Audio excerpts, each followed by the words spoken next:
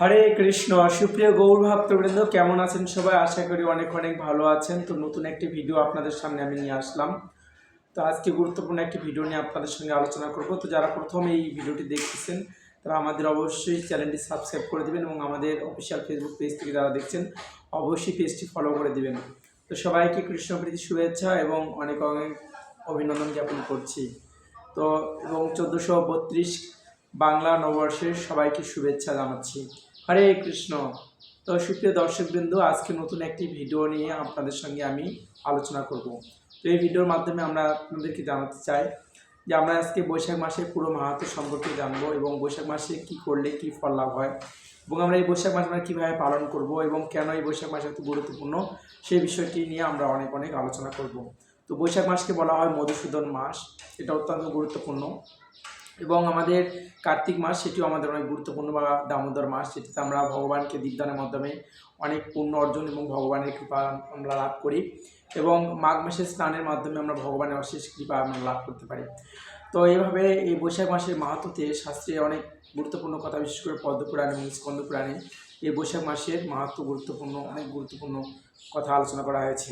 তো বৈশাখ মাসে বিশেষ করে তুলসীতে জলদানের মাহাত্ম্য অত্যন্ত গুরুত্বপূর্ণ।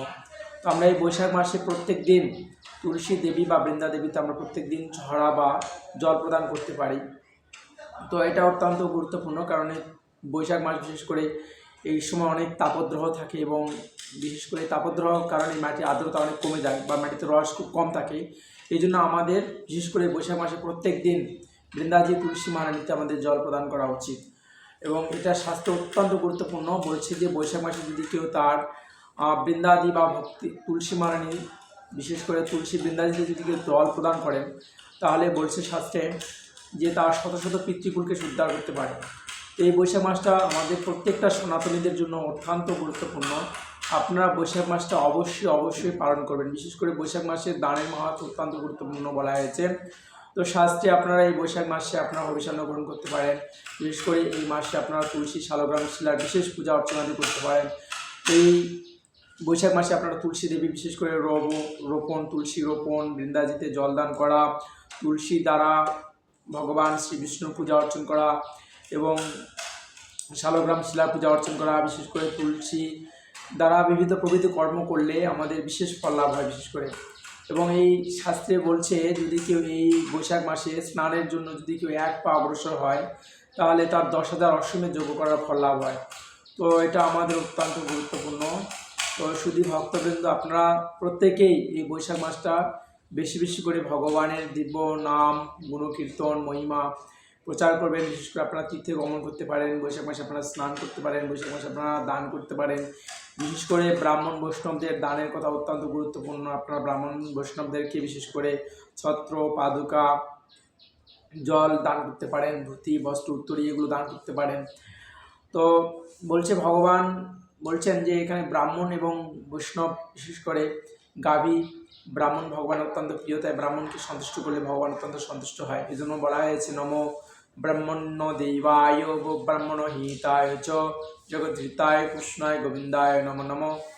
তো হরে কৃষ্ণ। সুপ্রিয় গৌর ভক্তবৃন্দ, তো এভাবে আপনারা প্রত্যেক দিন তুলসী মহারানী বৃন্দাজিকে আপনারা প্রত্যেক দিন পরিক্রমা এবং প্রদক্ষিণ করতে পারেন, তুলসী পূজন করতে পারেন, রোপণ করতে পারেন, অর্চন করতে পারেন। তো এই প্রভৃতিগুলি বিষয় শাস্ত্রীয় বিষয় দ্বারা বিশেষ করে পদ্মপুরাণ এবং স্কন্দ পুরাণে বলা হয়েছে।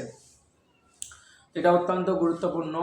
এই তুলসী মহারানী আপনারা একটা মাটির পাত্র বা একটা তাম্র পাত্র বা একটা ঘটিতে সেখানে একটা ছিদ্র করে, সেখানে আপনারা তলায় একটু ছিদ্র করে সেখানে দুবলা অথবা তুলো দিয়ে একটা ঝরার জল, যেটা যেন ফোঁটা ফোঁটা সারাক্ষণ পড়ে তুলসী মহারানী বৃন্দাজির কৃপায় মাথায়, তাহলে সেটা অত্যন্ত গুরুত্বপূর্ণ।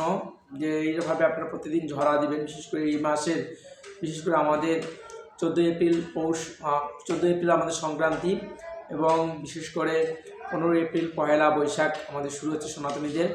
আপনারা এই বৈশাখের প্রথম দিন থেকেই আপনারা প্রত্যেক দিন আপনারা প্রাতকালে স্নান করে এই তুলসী মহারানী বেদিতে প্রত্যেক দিন আপনারা জল দান করবেন, ঝরা দান করবেন। এতে আপনাদের শত শত পিতৃকুল উদ্ধার হবে। তো এরকম তুলসী মাহাত্ম্যতে অনেক গুরুত্বপূর্ণ বলা আছে। তো তুলসী মাহাত্ম্যতে এরকম এক জায়গাতে বলা আছে, একসময় এক ব্রাহ্মণী অনেক দারিদ্র ছিল। সে তার ব্রাহ্মণ পত্নীর কোনো সন্তানটি ছিল না। সে ব্রাহ্মণ এবং ব্রাহ্মণ পত্নী খুব কষ্টের দিন যাপন করতো। তো একদিন সে তার পত্নীকে বলল যে আমি যেহেতু অনেক কষ্ট পাচ্ছি বা অভাব অনটনে আমরা সংসার চলছে না, তো আমি দূর গ্রামে কোথাও হয়তো ভিক্ষা করে জীবনযাপন করতে যাব। তো এই কথা শুনে সে ব্রাহ্মণ পত্নী তাকে জিজ্ঞাসা করলো, আপনি দূর দেশে না গিয়ে আপনি আমাদের পাশেই যে বৈশিষ্ট্যমণির আশ্রম রয়েছে সেখানে আপনি যান। সেই ব্রাহ্মণ পত্নীর কথা শুনে সে ব্রাহ্মণ, বিশেষ করে দারিদ্র ব্রাহ্মণ, সেই বৈশিষ্ট্যমণির আশ্রমে গেলেন এবং সেই বৈশিষ্ট্যমণির আশ্রমে গিয়ে মণিবরকে সব বৃত্তান্ত খুলে বললেন যে কেন আমি এরকম দারিদ্র, কেন আমার সন্তানাদি নেই, বা কেন আমি এরকম অনাহারে কষ্টের দিন যাপন করছি। তদুত্তরে বৈশিষ্ট্যমণি ছিলেন ত্রিকালজ্ঞ, ত্রিকালদর্শী। তিনি তার অতীত বর্তমান ভবিষ্যৎ গণনা করে বুঝতে পারলেন যে এই ব্রাহ্মণ পূর্ব জন্মে একজন শূদ্র ছিলেন এবং অনেক ধনী ছিলেন। তিনি তার ধন সম্পদ ঐশ্বর্য কাউকে তিনি দান করতেন না, এমনকি তার সন্তানদেরকেও তিনি দান করেননি। যেভাবে তাকে বললেন, এবং তার সম্পদ তিনি মৃত্যুর আগে তার ধন সম্পদ তিনি মাটির নিচে পুঁতে রেখেছিলেন, যেটা তার স্ত্রী সন্তানরা কেউ জানতেন না। তো এটা জানার পরে তো এইভাবে সে বৈশিষ্ট্যমণি তাকে বললেন, কিন্তু আপনার এই সমস্ত কৃপণতার কারণে আপনি দারিদ্র হয়েছেন, কিন্তু আপনার একটা মহৎ গুণ ছিল যে কোনো এক সময় ভাগ্যক্রমে আপনি বৈশাখ মাসে 3 দিন মাত্র বৈষ্ণব সেবা দিয়েছিলেন, তার ফলে আপনি ব্রাহ্মণ পরিবারে জন্মগ্রহণ করেছেন। তো বলার বিষয় হচ্ছে এই, আর মাত্র কয়েকদিন বাকি আছে, আর মাত্র বৈশাখ মাসের 7 দিন বাকি আছে। আপনি এই 7 দিন যদি বৈষ্ণব সেবা দান করেন এবং বিশেষ করে আপনি প্রাতঃকাল স্নান, দান, দক্ষিণা, ব্রাহ্মণ বৈষ্ণবদের ভোজন করানো, এই সমস্ত প্রভৃতি পুণ্যকর্ম করেন, তাহলে আপনি আবার পূর্বের ন্যায় ধন সম্পদ ঐশ্বর্য সব কিছু ফিরে পাবেন এবং ভগবানের অশেষ কৃপা লাভ হবে। তো সেই ব্রাহ্মণ সে বৈশিষ্ট্যমণির কথা শুনে গৃহে ফিরে আসলেন এবং 7 দিন মাত্র তিনি এই বৈশাখ মাসে এই সমস্ত প্রভৃতি পুণ্যকর্মগুলি করেছিলেন। বিশেষ করে প্রাতঃকালে স্নান করেছিলেন এবং দান করেছিলেন, ব্রাহ্মণ বৈষ্ণবদের ভোজন করাইছিলেন, এইরকম প্রভৃতি, বিশেষ করে তুলসী মাটিতে জল দান করেছিলেন। তো এই সমস্ত প্রভৃতি কর্ম করার ফলে সে ব্রাহ্মণ আগের ন্যায় আবার সব কিছু আগের ন্যায় ফিরে পেয়েছিল।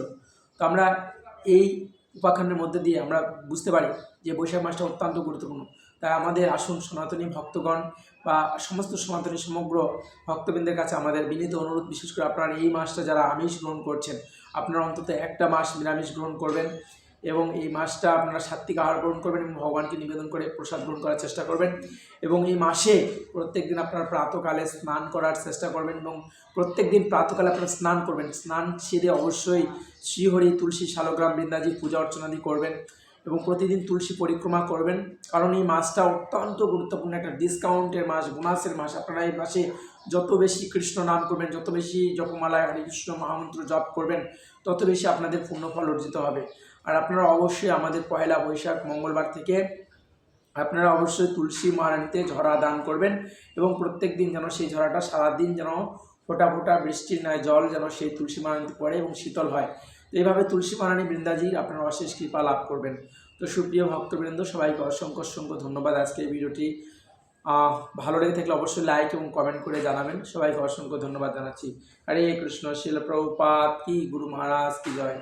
জয় জয় বৈশাখ মাসে মাহাত্ম্য কথা কি জয়। তো সকলকে অসংখ্য ধন্যবাদ। তো ভালো লেগে থাকলে অবশ্যই লাইক এবং কমেন্ট করে আমাদেরকে জানাবেন।